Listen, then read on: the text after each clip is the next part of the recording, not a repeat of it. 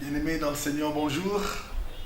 Nous sommes encore là, nous sommes en train de continuer avec nos courts messages tirés de ce livre intitulé « Quelle heure est-il à l'horloge de Dieu ?» Vous voyez ? « Quelle heure est-il à l'horloge de Dieu ?» Ce livre qui nous parle des événements du temps de la fin, écrit par l'homme de Dieu, le diacre Toussaint Ilunga.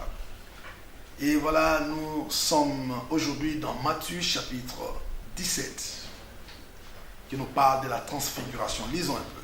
6 jours après, Jésus prit avec lui Pierre, Jacques et Jean, son frère, et il les conduisit à l'écart sur une haute montagne. Il fut transfiguré devant eux. Son visage resplendit comme le soleil et ses vêtements devinrent blancs comme la lumière.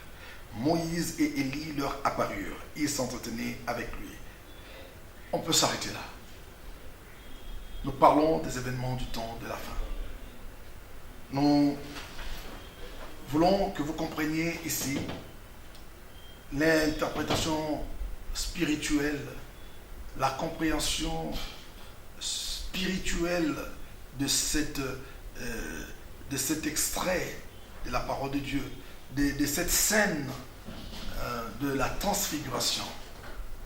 Moïse et Élie apparurent aux côtés de Jésus en face des 3 apôtres. C'était merveilleux. Alors, vous allez me dire, mais à quoi cela ressemble-t-il aux événements du temps de la fin?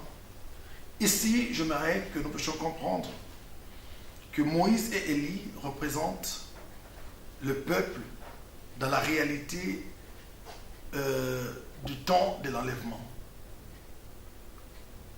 Moïse, ici, qui est ce grand prophète qui a connu la mort, que Dieu lui-même est allé enterrer, il représente les chrétiens, tous les enfants de Dieu qui sont déjà morts, mais qui attendent le son de la trompette pour être glorifiés. Cette scène, c'était pour nous dire que c'est possible. Moïse est déjà mort, mais on l'a vu à côté de Jésus. Vous comprenez? Moïse était mort, on l'avait enterré, Dieu l'avait enterré. Mais Moïse est apparu à côté de Jésus. Il est aussi vrai et clair que Élie n'a pas connu la mort. On a vu Élie monter. Il est monté au ciel. Et cela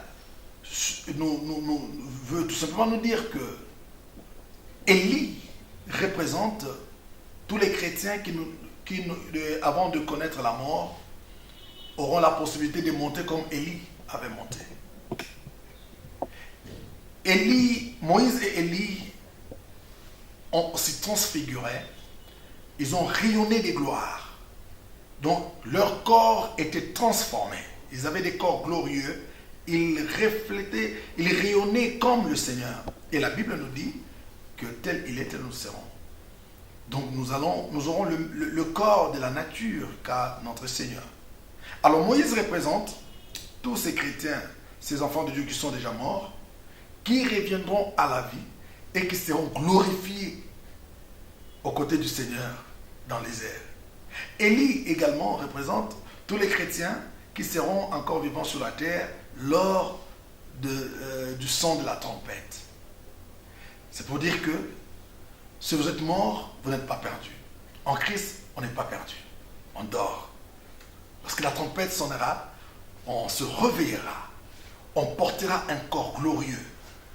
Et si on est encore en vie, quand la trompette sonnera, oui, on va entendre le son de la trompette. Comme Élie, on sera transformé et on montera à la rencontre du Seigneur dans les airs. Et nos 3 amis, Pierre, Jean et Jacques, représentent Israël, qui va seulement constater que voilà, il y a des gens qui sont en train d'être transformés et de monter. Et lui va rester, parce que lui ne reconnaît pas le Messie. Israël va rester. Pierre, Jean et Jacques, ils étaient là, ils ont trouvé que c'était beau quand même. Dressons 3 tentes. Non, il n'est pas question de dresser 3 tentes. Vous n'êtes pas transformés, vous ne participez pas à la gloire. Et la multitude du peuple qui était au bas de la montagne représente le reste du monde qui sera là et qui restera intact lors de l'enlèvement de l'Église. Alors, bien-aimés, nous vous invitons à vous préparer. Soyez prêts. La trompette sonnera. À tout moment, Jésus peut revenir. La trompette va sonner. Mais si vous mourrez aujourd'hui dans le Seigneur, vous n'êtes pas perdus. Parce que vous vous reposerez de vos œuvres et au son de la trompette, vous reviendrez à la vie et le Seigneur vous accueillera avec joie. Et si vous vivez, la Bible nous dit, recherchons la paix avec tous et la sanctification sans laquelle personne ne verra le Seigneur.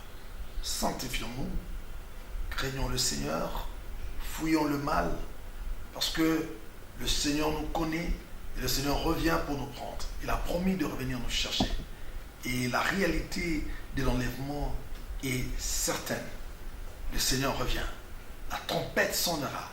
Nous venons à l'église, bien-aimés dans le Seigneur. Nous ne venons pas pour des choses matérielles. Nous ne venons pas seulement pour le mariage, pour avoir de l'argent, pour je ne sais pas moi avoir quoi que ce soit.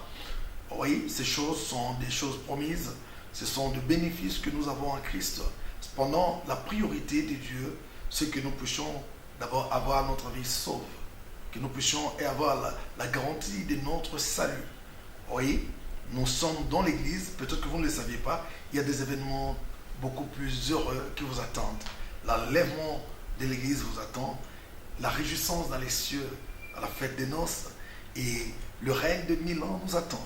Avant d'entrer dans le tabernacle que Dieu a fait, qui n'a pas été fait de main d'homme, dans lequel nous serons avec le Seigneur, où nous habiterons avec le Seigneur pour toujours, dans toute l'éternité. Oui, cette nouvelle Jérusalem que Dieu a préparée descendra sur terre, sur la nouvelle terre, parce que cette terre et ce ciel que nous voyons passeront, mais Dieu va créer un nouveau ciel et une nouvelle terre sur laquelle nous allons vivre avec lui éternellement.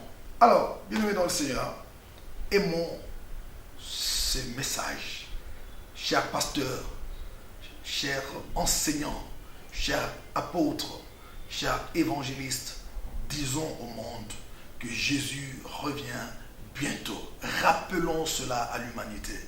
Rappelons cela. Pierre dit, le Seigneur ne tardait pas dans l'accomplissement de sa promesse, mais il ne veut pas